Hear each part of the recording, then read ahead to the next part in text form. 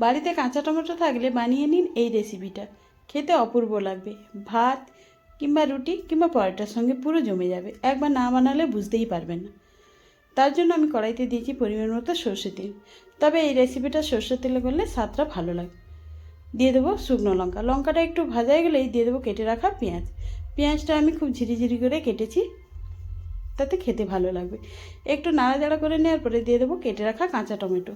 টমেটোটাও আমি খুব পাতলা পাতলা করে কেটেছি, যাতে তাড়াতাড়ি সেদ্ধ হয়ে যায়। আবারও একটু আমি নাড়াচাড়া করে নেব।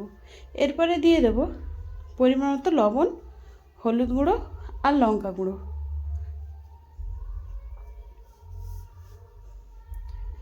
আবারও একটু আমি নাড়াচাড়া করে নেব। সুন্দরভাবে আমার ভাজা হয়ে গেছে, দিয়ে দেবো বেটে রাখা সর্ষে পোস্ত। অল্প একটু জল দিয়ে আমি ঢাকা দিয়ে সেদ্ধ হতে দেব।